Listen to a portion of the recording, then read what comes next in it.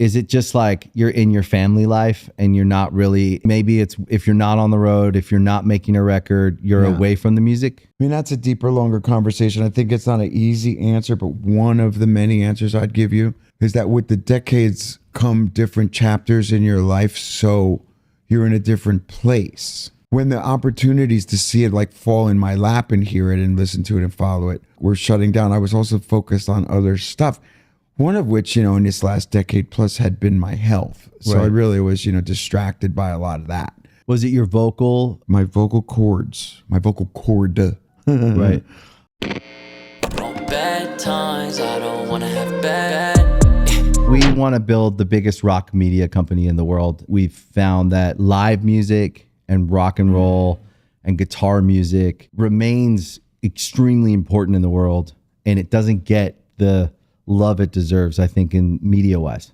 Yeah, well, I could tell you 10 reasons why, but okay. I'd love to hear why you think. Well, terrestrial radio, for one. Yeah. And so record companies are just so bottom line driven, as you say, that all they really care about is the pop stuff that's going to get on that terrestrial radio. Yeah. And so, it's changed. There's no more, let's grow up and be in a rock band. Now it's, let me make you a pop star. That's right. I mean, I just scratch my head. I've had the same record deal for 43 years, same label, same everything. I've seen the presidents and or CEOs come and go. I've seen buildings come and go. I've seen the names come and go, but I've been the constant for these 43 years. And I don't recognize it any longer. But that doesn't mean that there's not still great stuff. There really is. But I have to tell you, I've been under a rock for the longest time because I wasn't necessarily going to seek it out to find it, but it wasn't accessible to me. Right. When I was a kid, you could turn on MTV and watch and learn and see and be, right? Yeah. When there was terrestrial radio and a DJ mattered, and he would tell you, let me tell you about a band. You'd go, oh, I'm going to check it out. I'm in love, you know, thank you, Mr. DJ, and neither of those two things were accessible to me. So now, unless I wake up in the morning and hear about a record, to go to my Spotify to stream the song, which I know is there. Yeah. I didn't know how to get there. Yeah. So I have a 21-year-old son who has a band and is making his first record. I absolutely love it. So the conversation began because of the name of his band. And then it ended up being this great rabbit hole. What's the name of his band? Lawn. Cool. And so I said, that's fucking what? Cool. How do you spell it? Lawn. And I was like, that's dude, great. Well, see, I didn't get it. And I was like, lawn. And now people my age are going, the follow-up when I would say lawn, they'd say, what? And I say, exactly. So I tried to convince him to change the name. He proved me wrong because he said, look at mannequin pussy, look at beaches, look at geese, look at, and I'm going down this list of names that are just different, but music that sounds fucking great. Yeah. And it's all rock music, and it's good rock music. It's garage rock. I love it. Yeah. Tune the guitars and let's go. So I was so pleased that, 18, 19, 20, 21-year-old guys that are telling me about rock music, that it way exists. It's beyond exists. It's great. It's in a new, what I've found is it's in a new place. And I think the potential is what I'm seeing with the bands we work with is they're going to new heights and they're reaching. But why do you think the years you say you said you're under a rock or whatever, what would you say like you were focused on? Is it just like you're in your family life and you're not really, maybe it's if you're not on the road, if you're not making a record, you're away from the music? I mean, that's a deeper, longer conversation. I think it's not an easy answer, but one of the many answers I'd give you is that with the decades come different chapters in your life, so you're in a different place. When the opportunities to see it like fall in my lap and hear it and listen to it and follow it were shutting down, I was also focused on other stuff. One of which, in this last decade plus had been my health. So I really was, distracted by a lot of that. Was it your vocal? My vocal cords, my vocal cord. Right. I had something very strange and unique, and the surgery was called a medialization. It wasn't a nodule, it was nothing like that. And one of them was atrophying. So if your cords symmetrically look like this and close like this, mine were looking like this. And the strong one was pushing the weak one around, and it was literally dying. So they put a plastic implant outside of them to get the vocal folds to close the cords simultaneously and symmetrically again. And so therefore it strengthened the weak one back. It's just been a bitch, but knock wood, it's great now. And it was just a 3-year miserable recovery. Another part of it for me is probably, you get to a point where you're just, I'm not chasing anything. I'm not looking to, I don't want to be the next Taylor Swift. So I just write what's on my mind, So a lot of those reasons were reasons why I wasn't paying attention. Yeah. I just wasn't paying attention. Well, that also kind of tells me that's a person who's happy. I'm certainly contented with what we've done in my career and my catalog and, what we've said along the way. So yeah, we don't chase anything. Yeah. It's cool to hear that. Yeah. Because it feels like, I've had a really interesting ride and just getting to, I'm sure you feel the same way, but I've gotten to be in all the rooms and see all the different versions. Sure. Of like that kind of success, the super big pop star, the rockers. The repetition, the next generation of the same iterate, Yeah. And then how does that play out over 10 years? And the new kid comes and you start to kind of go like, ooh, I hope this kid's going to be okay. And you see it all play out. And I was really struck by your Hulu series, the documentary you did. It made me really happy. And I was so excited to talk to you after I watched it. I was a fan, obviously. Like, thank you. And I am of you guys too. Thank you. Your accomplishments it's beyond legendary. It feels like you did something that it feels like I don't know if anyone could ever do it again. And then being able to watch the experience that you had, I was struck by the 2 weeks of rehearsal. I really related to that because we were never big at rehearsals. We're a garage band. We throw and go. And we'll figure it out. And the day before, we'll go to the venue and we'll run the set. Or, you do a couple of days of throwing things together. And that was it. Yeah. And then recently, we just came back from like 7 years of not touring or playing any shows. And we did the same thing. We had a 2-week rehearsal and everyone was dialed in, plugged in. We all were working on the little parts. And I could say we're a better band than we've ever been. Right. But I think there's something like, I saw like the joy of the craft of doing what you're doing and being present in what you're doing. And the craft of it is a thing. Absolutely. That gets dismissed sometimes like, oh, you're just a rock band. You're just going to, but actually, no, this is a craft. Sure. And you can be better at it. And there's like, I saw that and I was really struck by it. It made me feel really good. It also made me feel like you're present in your life. And that struck me because I've seen, especially living out here, I've seen versions of people that are not present in their real life right now. And they have all this success and they have all this accomplishment. And it's almost like they don't know how to enjoy where they're at. And what got them there was all that accomplishment. And that's where a good manager comes in. This is where someone with life experience can sit the young guy down and say, I have faith in you. Breathe. I know you're scared. It's okay. We'll get through this.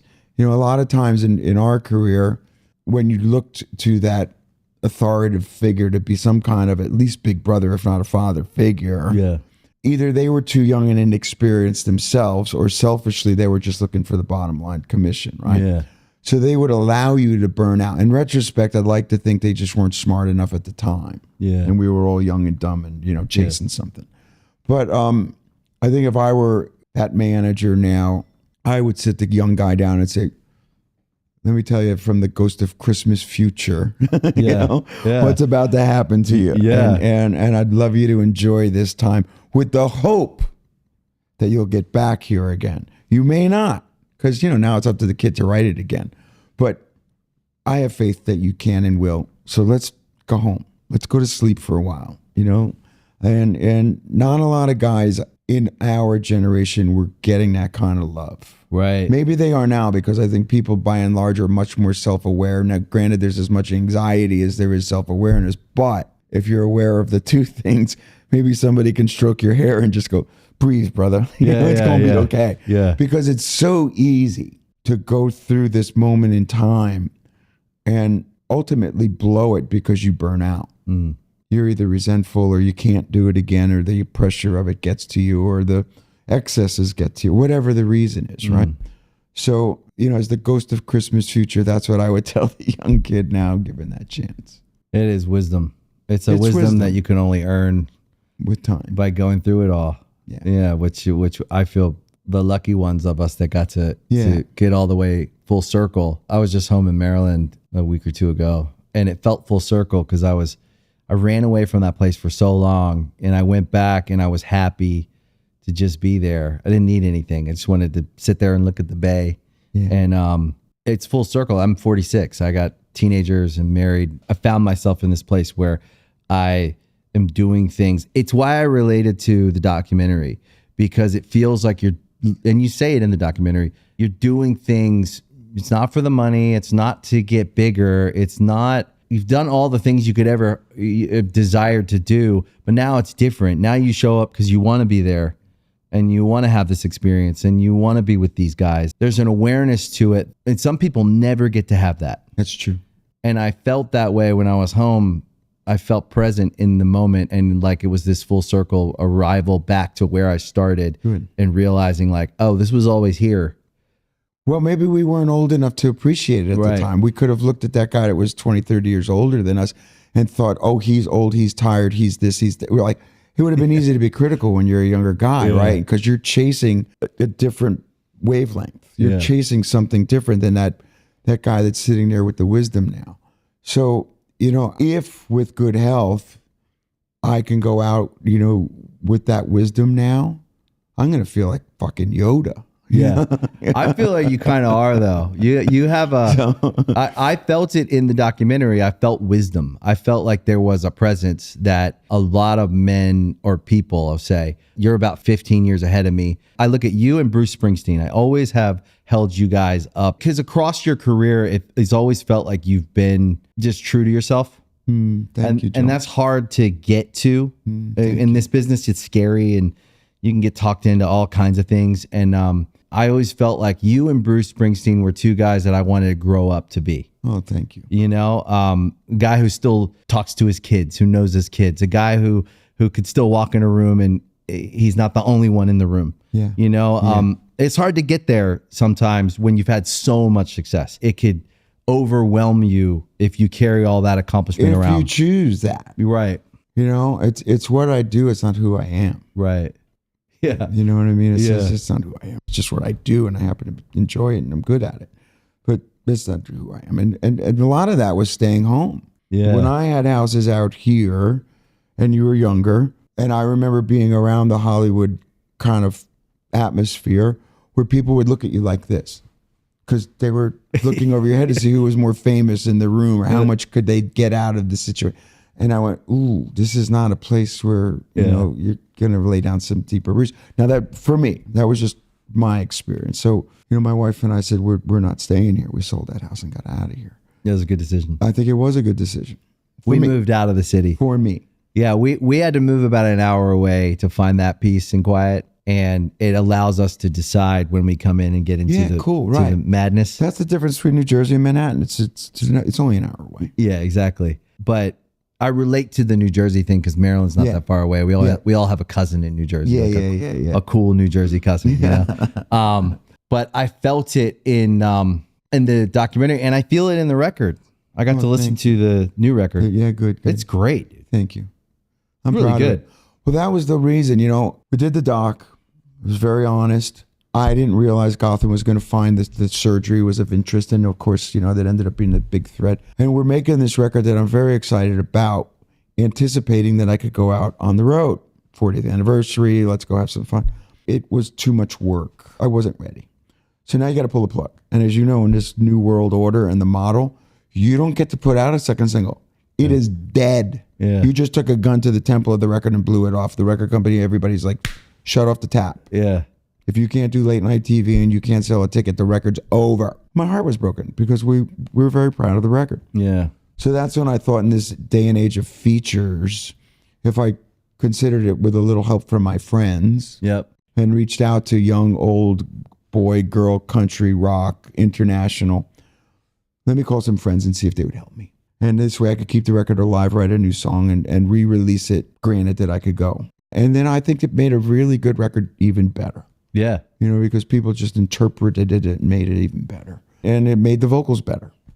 It's a really fun listen, too. It's a joyful record. Yeah, it is. You know, 2020 being released in the midst of COVID, at a time when you saw what was going on and writing about, George Floyd and writing about guns, and it was a tough time in the world. Yeah. And you release a record into that black hole.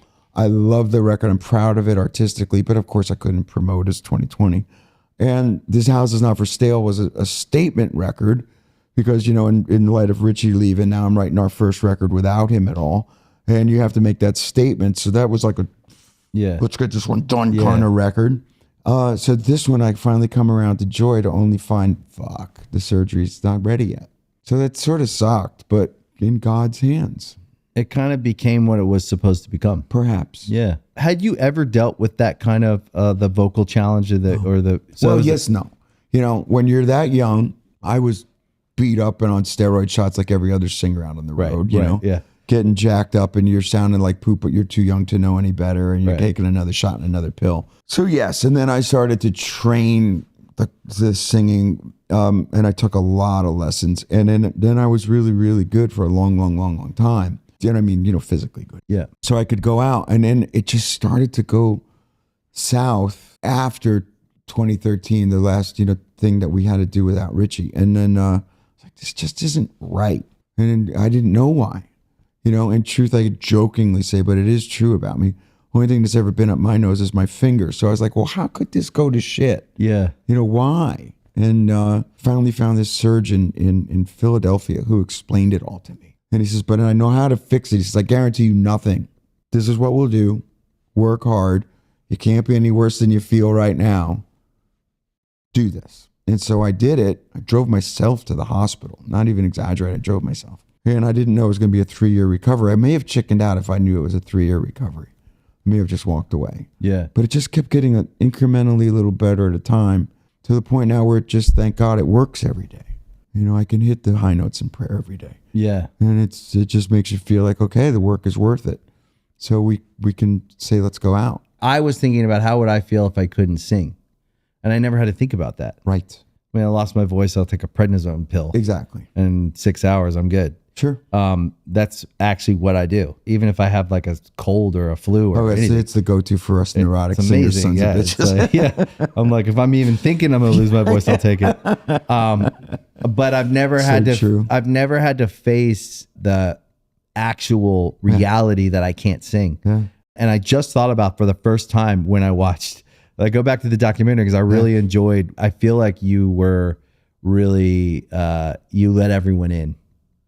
You let them just see like nothing what to be afraid of. Tell the truth. Yeah. And I thought, well, I wonder how that would feel. And I think I would discover just how much I love singing if that happened, because I never even really thought about singing. I just did it. Yeah. And I don't even know. I think I like it. I like every now and then I'm like, that was pretty fun. And then sometimes I'm like, eh. Yeah. But then I think, oh, well, if someone came and said, you can't sing anymore, how would I feel? Yeah. The realization came slowly because it was just going from that was an odd note to that was an odd night to this is inconsistent to it got so extreme on that 2022 tour where I tried to beat it into submission that on every note of every song, every one of those 15 nights, I was like, is that okay? Is that okay? Is that okay? From song to song, lyric to lyric. So I'm smiling at the audience, but on the inside, I'm dying 1,000 deaths. And it was killing me emotionally. Therefore, it was killing the band emotionally because everybody knew that I was suffering in pain and mental anguish. So when I found this doctor and he explained it to me, I said, okay, if it's over, I've had a great life. I'm good with it. I'm not an applause junkie. I don't need the bright lights of the stage. I've got a whole life that's, good. So I've got a wife and kids and everything else that's good. So that's not my identity. And that I've always known. It's not my identity. It's what I do. I really enjoy it. But I would have been okay if I didn't do it any longer. Yeah. I'd be okay. Yeah. It's cool. But when I go and see a show, I'm not that guy that's on the, get me up there, get me up. Yeah. I can go and watch a show and just enjoy it. Yeah.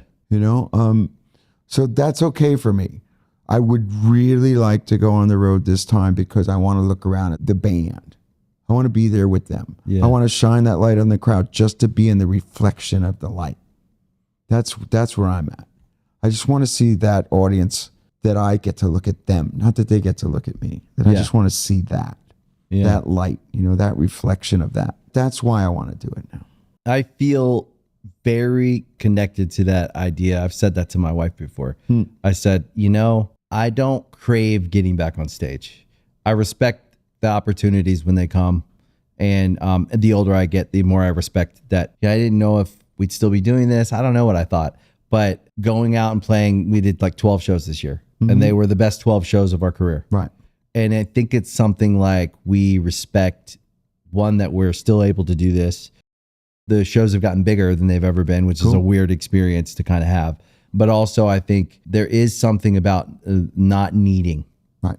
That I think when I was younger, I needed it. I needed it for my self-esteem. I needed it for I wanted to get my mom a house. There was a lot of need involved, Sure. And then I got those things and I started, all my self-worth in the early success was wrapped up in how's this song doing? How's this doing? And I was kind of just a mess over that. And then all the way to meet my wife, have kids, build a real life where I suddenly am like, well, I don't want to lose this, and stop touring, stop doing a bunch of things, figure out who I am, come back to it at this age. And there's respect for the guys on stage. Absolutely. And the people that come to the show. And the crew.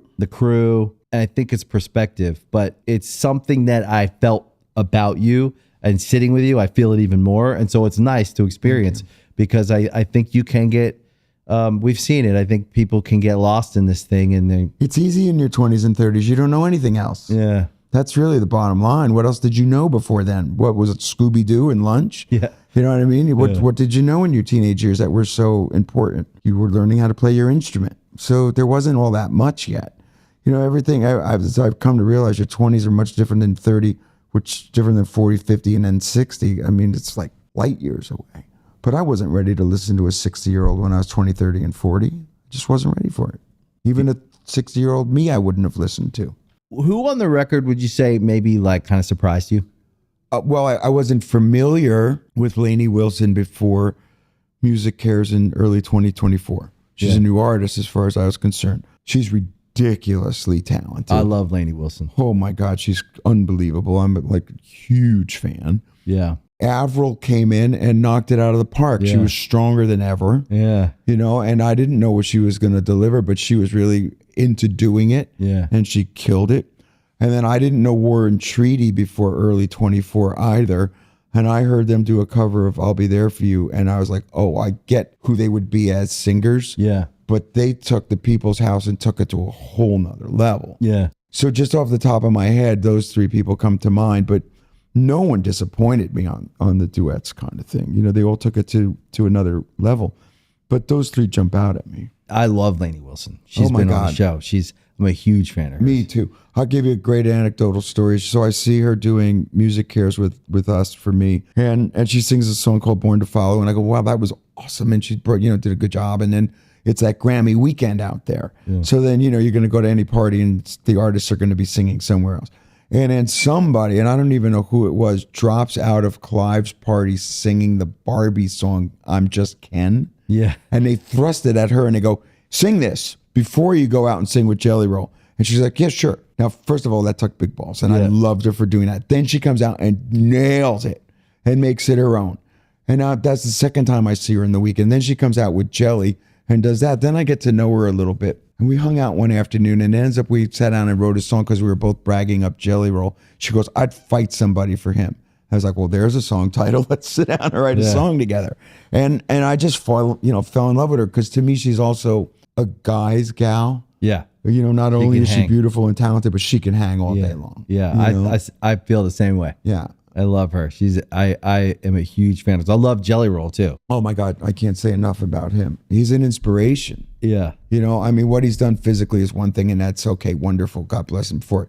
But the inside of that man and the life he's lived and the example he's being for that audience, and his wife is the same way. Yeah. And, I can't say enough good about him. He's one of those guys that has had such a long road to get to the mountaintop he's on. You could just feel how bad he needed it, wanted it, and how much he has to share with the world. But it couldn't happen to a better guy. Right.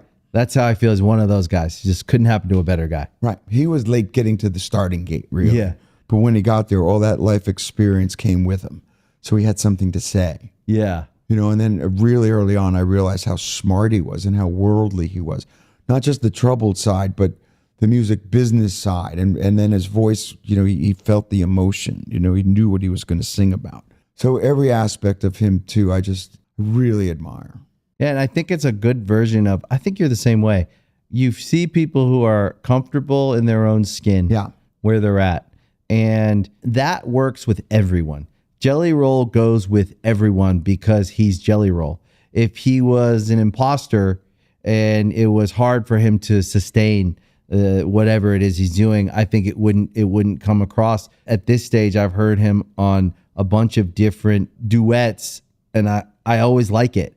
I especially like yours. One of the reasons I like it though is you threw in that classic Bon Jovi, the talk box. Yeah, the talk box, which is my favorite. And I was like, "Fuck yeah!" He brought that to the mix. But the two of you guys together works really well. Yeah. But I also think you're two guys who can sit down with a guitar and sing a song. And when you can do that, he can. He most definitely can. Yeah. No, he's sweet. And then I got to sit with his wife and do the podcast. Yeah.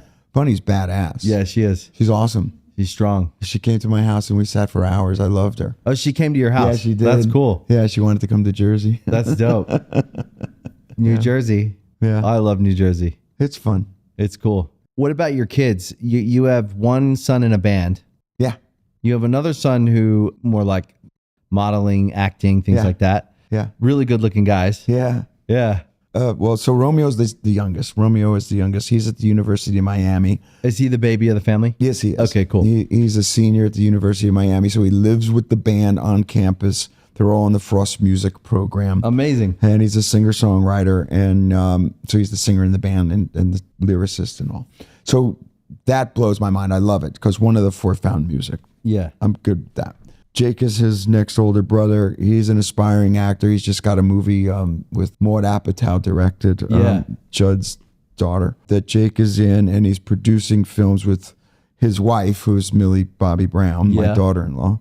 And then beautiful couple. They are a beautiful couple. They're sweet babies. They're great. Yeah. They're good. The next biggest one is Jesse, my eldest son, and he's the one that started Hampton Water. So the rosé that's exploded in the last decade is my eldest son. Oh, that's his. Yeah. That's awesome. Yeah, it's doing great. So he's an entrepreneur. Very much so. That's awesome. One late night on our porch in East Hampton when I was what we call cradling a glass. Yeah. When it's that late that you're holding it like this. Yeah. I said, would you like a glass of pink juice? And it was, he was still underage, just barely, but underage. And he says, we call it Hampton Water. And I was like, I get what you're saying there. The next day he starts, we should do this, we should do this, we should do this. I said, I'm not doing this, but go back to Notre Dame. And if you come back with a business plan, I do know who you can call. Yeah. And he came back with the label, the concept of this, to that. I went, pretty darn good. So all I did was introduce him to someone, and I have nothing to do with it. How proud are you of that? I'm ecstatic because it's huge. It's the #3 premium rosé in the world. Yeah, right that's now. a big brand. Yeah. But to see your kid get an idea and be entrepreneurial, be industrious. With no experience in the business, none, just an idea, marketing kind of idea. He went to ND. He was a walk-on on the football team, so he barely got to play. So he's a worker. He's a worker. Yeah. Any kid that walks on, and gets his ass whooped for 4 years is going to survive. Yeah. He's a fighter. That's awesome. Yeah. So he came through that. And then my eldest is our daughter, and she's out here, an aspiring actress. Just got her first little film role, so we were very happy for her. And she's moved out here permanently. So the kids are good. They're all healthy, knock on this leather chair. Yeah, it's made of wood somehow. Okay, somewhere. I think like one of my biggest worries in not only being in Los Angeles, which was always kind of I always had a conflicted relationship with LA because it's so different from where I'm from. But then I met my wife and she's from here, and I kind of, it's not to say I got stuck out here because this place has been amazing. Sure it is. But it was always so different. Yeah. And we go home in the summer to Maryland, and my family gets to can kind of experience that. It's always been really nice to go back, and she loves that too. But then suddenly you're raising your kids and they're in school here, and then you're here, and I always like, oh, one day we'll leave and we'll go to the East Coast, and we never did. So we move out of the city, and it's nice. It's suburban, and it works. But I think my biggest fear was always that my kids wouldn't learn how to work hard. And that's what I came from, was just like, you work hard. Yeah. No matter what. And my dad used to tell me, just work smarter than I did. Just be smarter than I was, because he worked himself to death. I think there's something about seeing someone be able to raise kids that can function in the world and do things where you go, okay, that's what I want to do. Right. Again, I kind of had that impression of you, because look, when you come up in this business and in this game, you're looking for models kind of. Yeah. And you're going, okay, and after a while, the guy who's, the wild rock star or whatever, that Cliche. model starts to go like, okay, no, not that model. You start to look. And I think me and my brother, we're best friends. We're partners in everything. That's great. We've always looked for, I think, men who have seemed to figure out how to handle success, build a real life that you actually want to live in. Right. And then now we both have kids. So mine are older than his, but now mine are teenagers. They're doing pretty good. No major interventions or anything yet. Good. Knock on. Yeah. Look, you could have fuck up kids in Baltimore. You could have fuck up kids in Hollywood. Or they could be great kids in either or too. I think it's just what they come home to. Right. The behaviors that they see. And then the influence can be good or bad depending on what they surround themselves with. You could be in the same home with the same father who's an idol to idols, and he has one kid that's great and one kid that's a complete fuck up. Right. It's just sort of the way it is, and it doesn't matter where you live. But I understand what you're trying to say, because I agree. Being in a place where there's so much in our world celebrity, it'd be easy to fall victim to that. But not only you and your brother have this life experience, but your father-in-law is a legend amongst legends. Yeah. So there's a lot of wisdom coming, I'm sure, to Nick through Lionel. Absolutely. He's and he saw her through a lot too, because she went through her times. And I think he's incredibly grounded and incredibly together. He's been a great role model to a lot of people. Yeah. So I think, you've got a grandfather to your kids that'll show them the way. Yeah. So I just think it's like what you make it. Just live your life. Don't try to be something you're not, and the kids will emulate that. And if it's good, they'll pick up on it. Yeah. I remember reading an article once that Michael Jordan was in a restaurant, and he was talking about ordering a glass of wine in the restaurant. And he was initially afraid to order a glass of wine for fear that someone might say something negative about him. And he's there with his wife, and he's like, I just want to have a glass of wine with my wife, but they think of me as this role model in a different way that I can't have that, until I realized I'm just going to be Michael Jordan. And if you like that, you buy into it. Yeah. If you don't like that, don't. Cheers. And he had this glass of wine. And I never forgot that. It's like, I've got gray hair. I'm 63 years old. I don't have Botox. Yeah. I fucking love that. I got one wife. It's like, this is the way it is. You want to buy it? Here it is. You don't want to buy it? Move on. And that's, if you stay true to who and what you are, people know what they're buying. And then they come for the ride. They get off the ride or get on the ride at different times. Not my problem. That's right. But to emulate something you are not, you're always going to be a day late and a dollar short anyway. Mm-hmm. So live your truth and be comfortable in your own skin. So that's where I live. That to me is the goal in life. It is. For anybody. And some people never get there. But I think it's me and my brother talk about that all the time. I'm 46 years old. I don't want to be 26 on stage. Right. I want to find a way to play the old songs in a way that I can be proud, bring them to you. We reimagine some little things, but at the end of the day, we have to be grown ass men standing on stage, not boys. We're not running around chasing girls. We both have families, wives, kids. We actually want to go home to. But I do also think that we live in a time, I do think now we talk more about our feelings. There's a lot more sharing and caring, and there's an aspect of the world and of social media that's awful. Yeah. But there are some good, I think it's a lot easier to get there. I think it's easier to dismiss the kind of cliches I don't know if we thought we could when we were younger. But then there is that, just the goal is to be more myself every day. And I think you've done that. I hear it on the record. I saw it in the documentary, and I think it's a huge success. Well, thank you. It just was something I realized with that Michael Jordan interview, which must have been 1985. Yeah. You know what I mean? It was like a long time ago, but I never forgot it. You know, it's like, I remember before my first record, must have been 1980. He says, the minute you put out that first record, it has to be identifiably you, because that $5 or $7 or $10, whatever a record was going to cost in 1984, is going to be next to the Rolling Stones. So unless it's going to be identifiably you, you're not going to make the second, third, fifth, or 10th one. So you had to realize, okay, this is who I'm going to be. Again, you like it or you don't like it, that's cool. But this is what it is, and be true. So the goal was to just sound like Bon Jovi.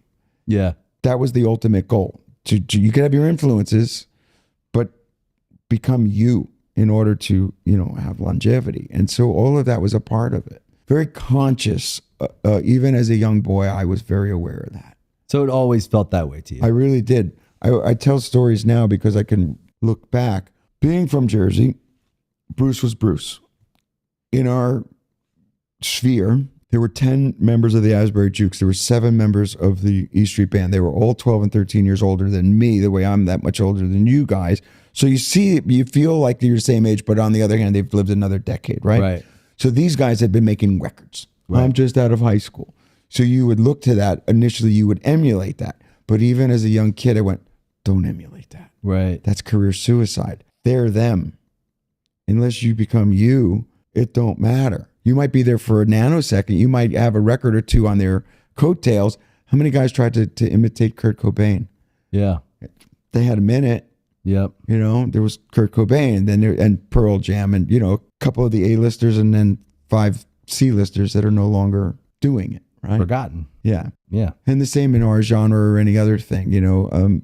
So I knew that early on. Be influenced, enjoy the ride, but that can only be one spice in the stew. Let it go. It's pretty amazing that you could grasp an idea like that at a young age. I think I got that later. I think I got there in the end with just that same idea. Well, I only get to be me. That's all that matters. So be the best I can Version be of and you. go do the things I can do and see how fast we can drive this thing, or how far we can go, or how high we can climb, or whatever. Were your parents together? Yes. So do you think it was like something like a support or something like that? They did support what I did throughout my career and before there was a career. Right. And that was a beautiful thing about in New Jersey, and this isn't to be a wise guy, but drinking age was 18. Why I tell everyone that story is because you could be at 16 or 17, sneak into the bar to play. Right. You had no responsibility. You weren't even thinking about, can I qualify to go to college? There was learn to play the guitar. And with the support of the parents who would say, okay, if you're going to be out late, at least we know where you are. Right. So go on, go chase it, see how far it goes. Yeah. Then, because I was fortunate at 21, I got a record deal. Right. But I didn't have to get a real job yet. Yeah. I didn't have a wife and kids. I didn't need to have a roof over my head because they were allowing me to chase something, which is cool. I appreciated that. Yeah, I think in the same way we started our band, we were 16 and our parents had dissolved. Like our dad had left and he was long gone. My mom was just trying to figure it out. And so we had no one telling us where to be, what to do. We started our band and that was like where we poured all that, whether it was confusion or fear or whatever it was we were running away from, but that turmoil. And I think it was in a similar kind of freedom we had to chase something and escape, you know, what that was. But it's interesting because I think when I think about what you need to be, even like when you talk about your kids and hopefully my kids, I'm the same way. I encourage them to kind of follow their interests and double down on absolutely what they love. No plan B. You need to go for it. Just go for it. It's actually unique. I think what I find is most people don't look at the world that way.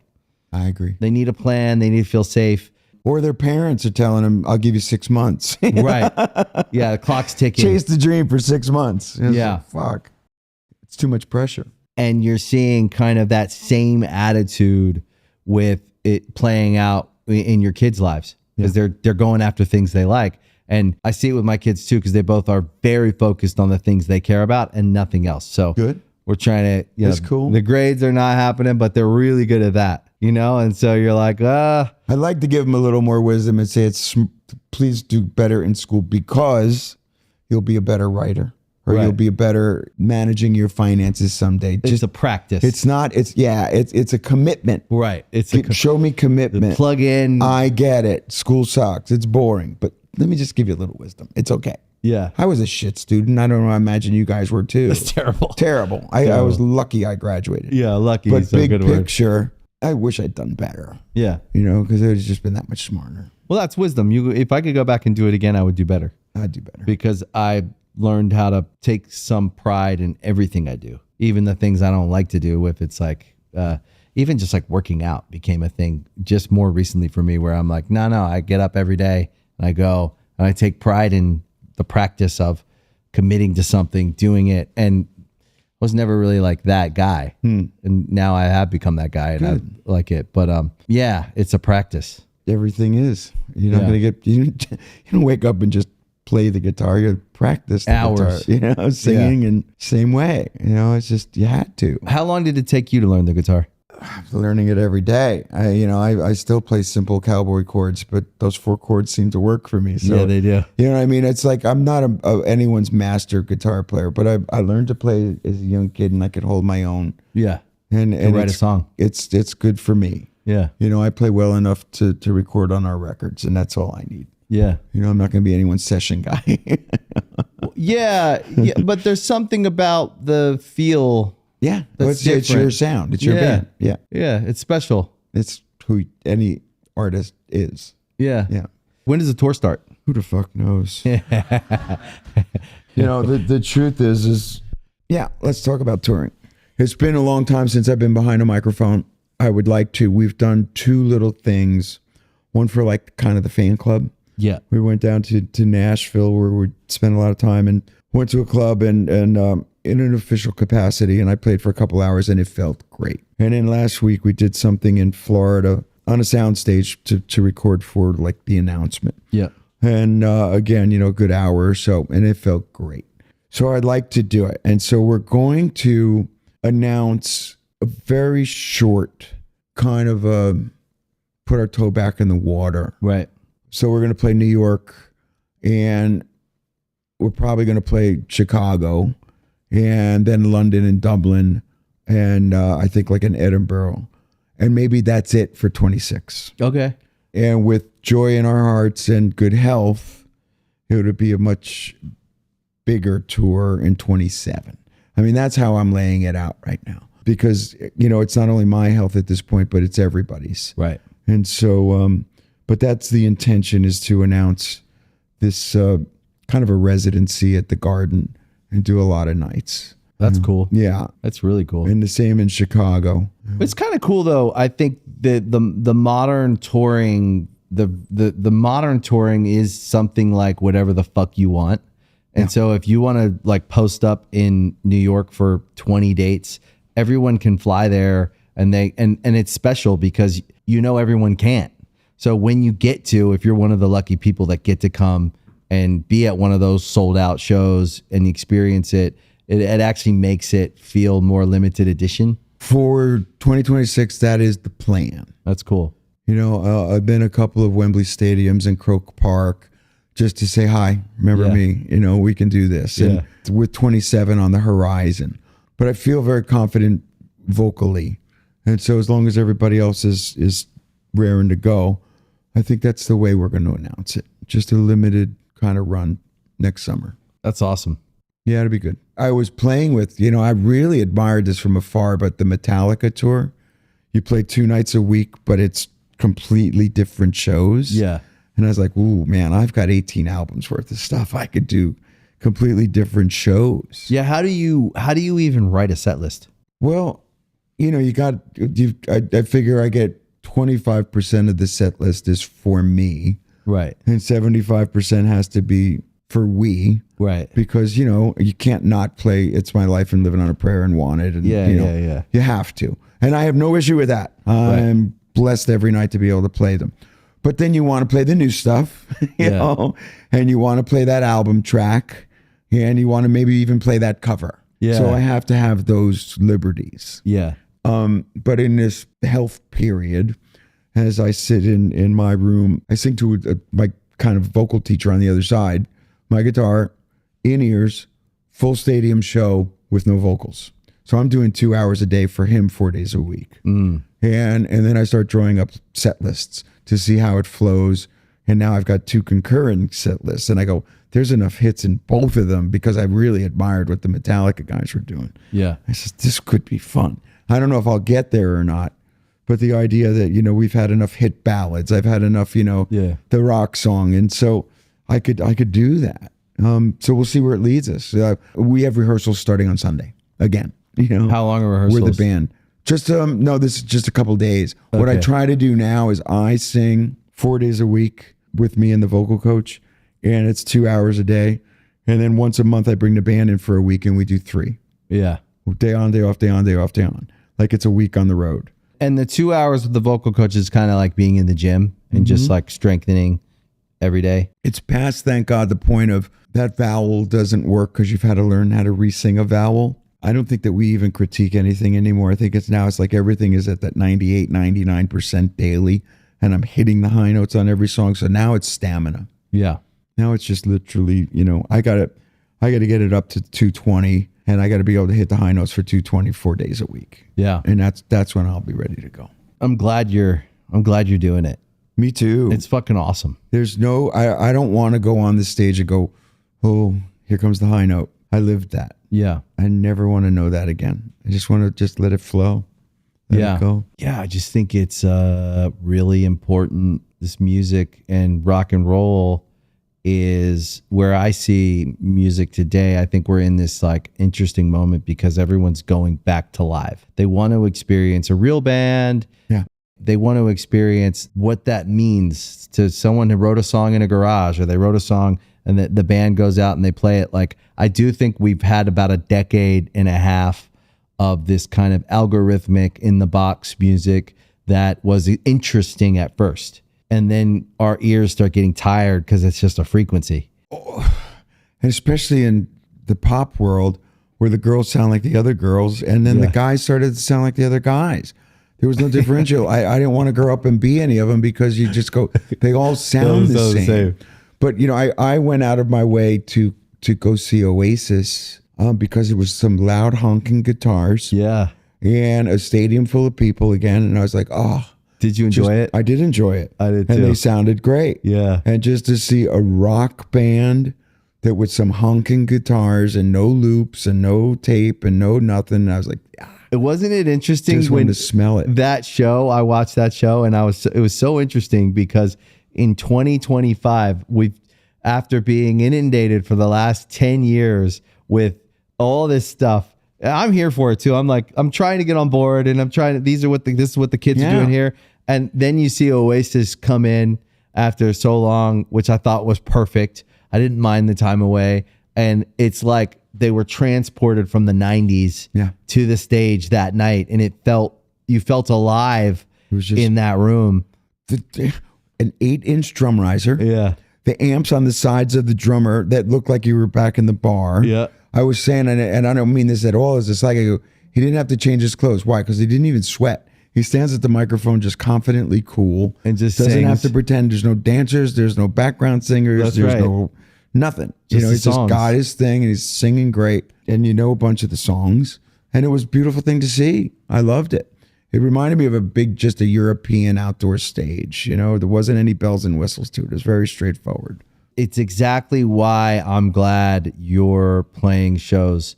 People need to experience the timelessness, and there's something about rock music and songs that's timeless. You could play it today, and if someone's hearing it for the first time, their mind is just as blown as someone hearing it whenever the record came out. You think about rock and roll in general, whether it's the Rolling Stones or Paul McCartney, it's timeless, it's classic, but it's also tribal. And if you feel something for that artist and you go to that show, you don't give a shit if you're Republican, Democrat, black, white, young, old, rich, poor. It's tribal, and it's that common thread that brings everyone together, and you just have that resonance with the audience and the artist. There's a vibration that's happening because you come together under that roof for that thing, you know, and it doesn't discriminate, you know, it doesn't care what cable news network you're watching. Yeah. And it's a beautiful thing because music is universal. Yeah. You've played in many a foreign country like I have. They don't speak our language. Or how many times has a kid come up to you and said, I learned to speak English because of you. Yeah. You know, and you've had that happen because I have. And you go, I get it because I was that fan. It's magical. I think that Oasis show is a great example. But I think your show, that's why I'm happy you're doing it. I hope that you get to do as many shows as you want. Yeah. I think it's really important. And I think that not many bands can do it. There's not a lot of bands who can go sell a stadium out or an arena out and give people a show that belongs in a stadium. So that's the other thing is you could sell a stadium out. Doesn't mean you can do a stadium show. Understood. The only way this thing continues is if that kid goes and sees that thing and becomes that kid. That's becomes right. that next guy. Yep. And you know, wants to beat you. Yeah. And that's the whole point. Is like right. Come behind and Absolutely. try to do it bigger, The do it next better. generation. Yeah, I don't know, man. I'm just stoked that your voice is okay. Yeah, me too. Thanks. And I love the record. Thank you. Oh, I was gonna ask if there was, I guess sitting here, right? You can look in both directions in life, and you can see down the road, and you can see back down the road. What would you say stands out as a thing that you're the most grateful for? Or is there anything? Yeah, it is there, but there's so many. I guess the first thing if you asked that question, I would say the friendships. Yeah. So many friendships that came out of it, and people that were on the ride throughout that process may have gotten off the ride, but it doesn't mean you're still not the friend. Yeah. You know, and they're not with you anymore, but that's okay. They're still your friend because they were a part of that. So the journey has made it all worth it. That to me is probably the thing that I hold closest is those friendships. Yeah, and your fates are all intertwined somehow. Sure. Yeah. For forever. Yeah. And you know, sometimes it's easy to lose faith, but you know, you struggle through and you get to that next goalpost and you go, okay, I got to this one, I'll get to the next one. And you know, a lot of people makes for the collective we. It's never been me. Yeah. It's always been we. And it has to remain that in my mind and in my heart. And that's how it'll go on to, you know, the next chapter. As long as I continue to remember that we can hold each other up, we can, you know, enjoy this time in the limelight, and then we could share this audience. And that should be enough to fuel me. Yeah. Well, as a fan, I was so excited to talk to you, but also like when you get to sit with someone and you get a sense of them and it's, what's the word? You're delighted. Oh, thank you. You know what I mean? When you meet someone, you're like, fuck yeah. Because I love your music. I'm coming to the show. I admire the way you've always carried yourself, which is something that you look out and you see how people roll. But also to sit with you is fucking awesome, dude. Thank you, brother. Thank you for your time. Thanks for the support. Much love. Dude, thank you. Thanks for coming. Thanks, Joel. Yeah. Thank you for watching Artist Friendly. If you like this episode, please make sure you hit the like button. You follow the channel and please share it with your friends. We appreciate the support. That is why this show exists, because you listen to it. Thank you guys, and we'll see you next time. I don't wanna have